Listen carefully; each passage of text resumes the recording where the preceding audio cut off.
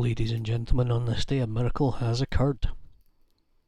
I have remembered to put my phone on mute before I start recording, so you won't be harassed by beep every 5 seconds.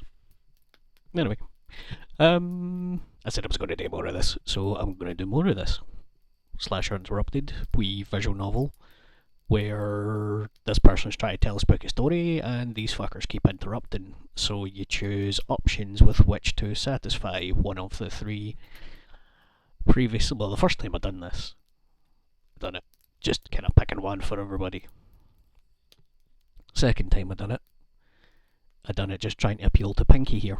So today I'm going to go for Rude Girl here, which is a lot of drug references and the likes, but should be fun. Oh, there's a... okay, yeah, right, I forgot about all this. Okay, I am going to... that one. What is this? Why is this not working? Oh no.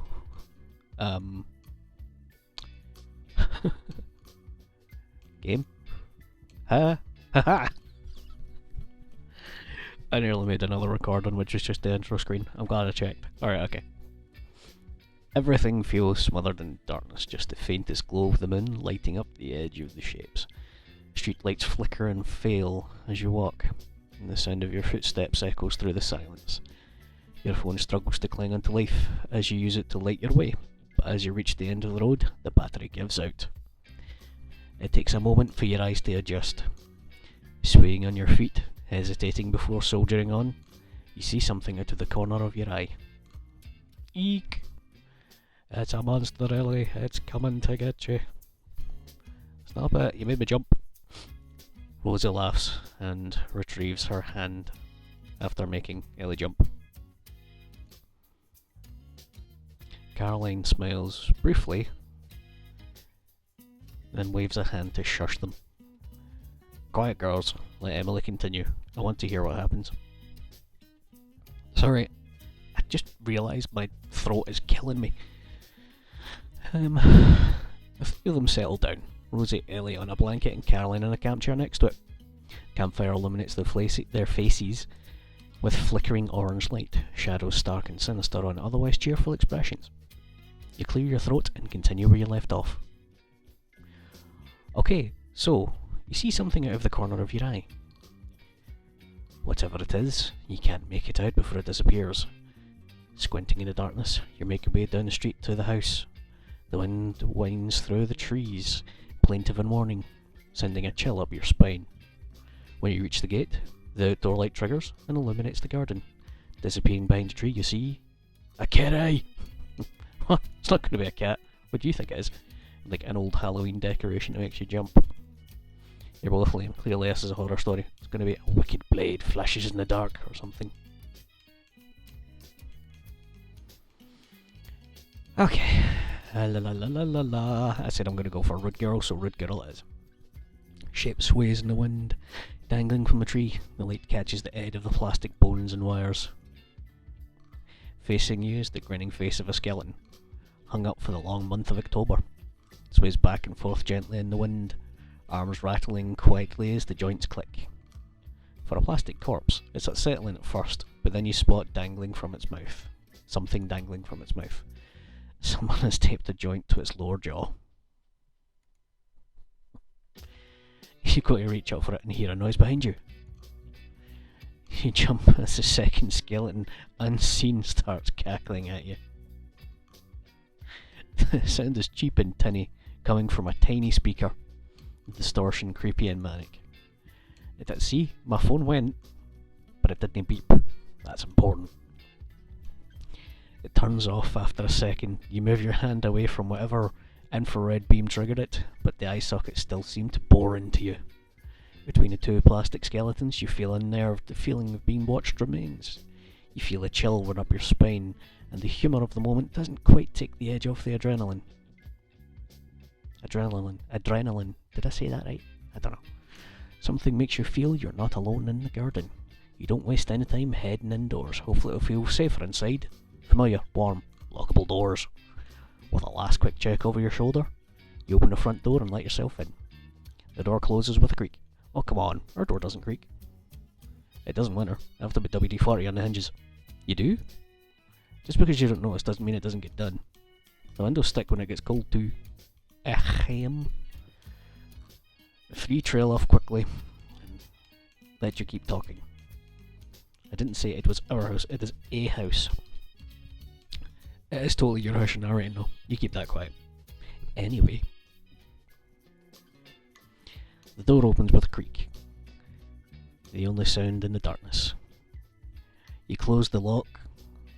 You close and lock it against the outdoors, taking a deep breath of relief. But inside, it's weirdly quiet.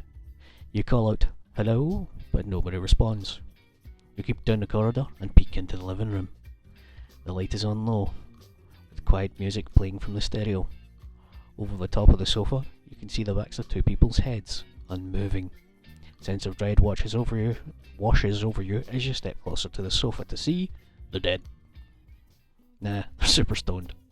No, they fell asleep cuddling. Play along with Rosie's ideas again. You get closer to check the bodies. One of them groans. You spot a bong sat on the floor next to the sofa. You realise the two prone shapes on the sofa are Jake and Amy. Too stoned to function. Hey, that's the life. If they stay on the sofa anyway. Rosie sparks up her own joint and laughs. You're not still mad? Yes. It was only 3 weeks ago when your band friends came over. When your band friends come over and get trashed, they can pass out in your room next time. They weren't trashed, they were just stoned as all. Jake doesn't drink. They were passed out in my bed, naked. I don't care what it was from. I've done that too. Ellie dear, you're different. I'm not mad at you. The three of them look at you, and Rosie rubs her neck sheepishly. Jake and Amy are stoned on the sofa. You keep quiet to not disturb them. Jake lifts a hand slightly, only just registering your presence, then flopped back down. Quiet reggae playing in the room only makes the room feel more still, like a film paused mid-scene. You think about turning the music off, but they're probably enjoying it, even if it's not to your taste. As you hesitate, you hear the noise behind you. Oh no. Oh yeah, slash time. The wet sound comes from the kitchen, behind a closed door. Two on the sofa don't react, but the feeling you had outside is back. You're not alone. Stone couple aside, feels like something else. Something awaits. Stare at the kitchen door, a grim sense of foreboding rooting you to the spot. It feels inevitable you'll have to open it. No, run away. Grab a weapon. Fuck it, open the door. Take a few deep breaths and try to steel yourself. Looking around, all you can find for a weapon is an umbrella in the corner. You pick it up and weigh it in your hands. It's flimsy, but it's something. You creep closer to the door and press your ear against it for a moment and listen. It's silent on the other side of the door, sinisterly so. One hand on the handle, you glance back at the sofa and swallow. Whatever's in the kitchen, you're facing it on your own, because your pals are way too stoned. With one quick movement, you snap the handle down and push the door open to see the killer. A surprise birthday, a pizza on fire. Sure. It's been shaped up to be a stoner comedy by now. Might as well commit. As you open the door, bad smell hits your nose and you reel backwards and step in. Kitchen's filled with black smoke spilling out clouds from the edge of the oven door. Across the kitchen, wafting smoke away from her face, pull open the oven door. Inside is a gory mess, blackened remains of what once was a pizza now charred to a crisp. No! F in the chat. What does that even mean? Breaks down and for passing it. Okay. Caroline rolls her eyes, but you catch a glimpse of her smiling. You cough at the pizza smoke and hunt around for gloves to take it out. With the blackened disc now sat in a corner, the kitchen feels like a crime scene. This is why we don't let Jake and Amy come over unattended. Oh, like you've never burned food. Not after smoking too much and passing out at someone else's house, no. Well, you know. Your shoulders sag as you reach the end of your story. Front view of the campfire dimmed where she narrated.